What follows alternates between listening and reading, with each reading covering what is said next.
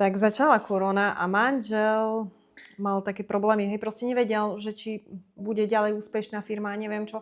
Tak ja som mu chcela pomôcť, mali sme viacej záhrad a vlastne som povedala, že ju predám. Oslovila som prvú kamaráta v inej realitke, ktorý prišiel, pozrel, ale tá záhrada nemala rovný pozemok, bola z kopca, proste zlá záhrada ako. A vtedy potom ma vlastne oslovili oni a jak ma oslovili, tak začali hneď všetko riešiť. Proste nebolo to také na silu, ale bolo to skôr také kamarátske. Zavolali mi, prišli, pofotili. Naozaj sa tak starali. Proste videla som, že chcú to predať. A jak hneď aj našli kupcu, bol to dosť ťažký kupec. Dosť taký na psychiku, proste bolo to ťažké, ale napriek tomu to predali. Najviac, čo sa mi najviac páčilo u nich, bola tá rýchlosť.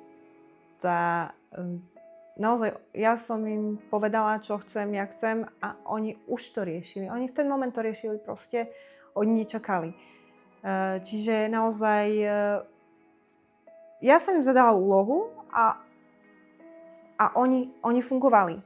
Nie, že idem a prídem do kancelária nie, oni fungovali. A ďalšia vec bola tá ľudskosť.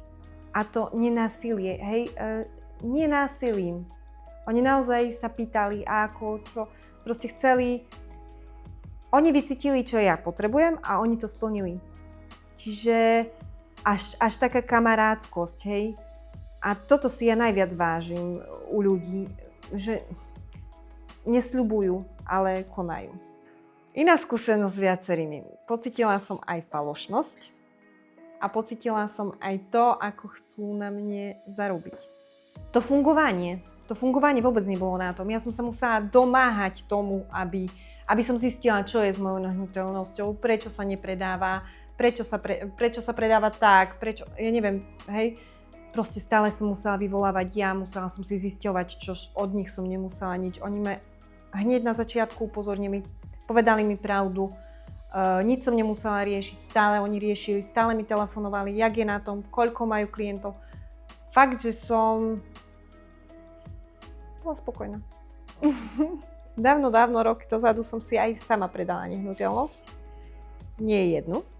Je to ťažké, je to zložité, je to zložitý proces. Naozaj, kým som všetko, naozaj to vybavovanie, tie papiere, mne už sa do toho nechce.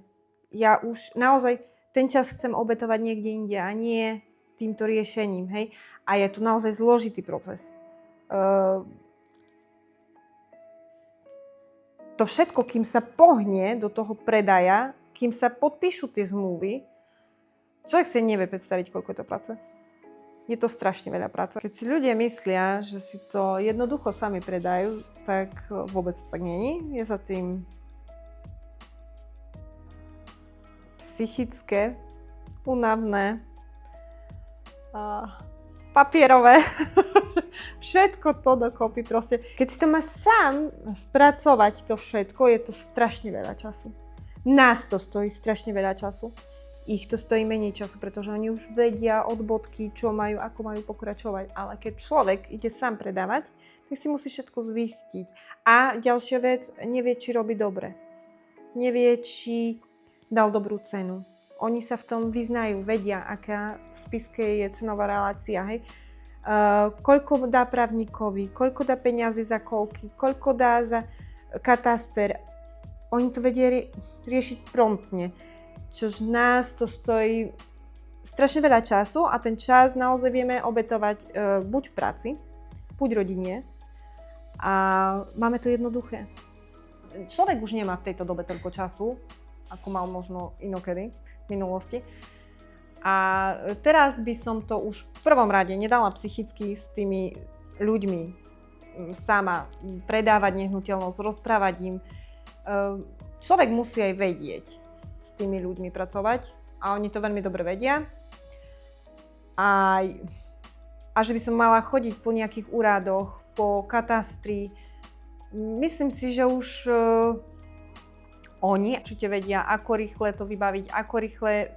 Aj s právnikom my sme sedeli, oni to vedeli, proste dokázali to. Ja keby som si mala sama hľadať ešte aj právnika a riešiť tieto veci, určite by ma to stal čas. A ten čas vlastne môžem zarobiť ja v práci. Čiže je to zbytočné riešiť si to sám na vlastné triko. Aj v prvom rade nervy, aj v druhom rade peniaze. Ako keby som kupovala alebo predávala nehnuteľnosť, tak určite by som nikoho iného neoslovila ako ILP, pretože som bola, aj som s nimi spokojná, s ich službami, ich profesionalitou, s tým, ako riešia veci a riešia ich hneď, čo sa nestáva často. A keď ma náhodou osloví kamarátka alebo hocikto, ja nikoho iného neriešim ako ILP, pretože som s nimi spokojná a viem, že môžem doporučiť, pretože aj oni budú spokojní a aj sú spokojní.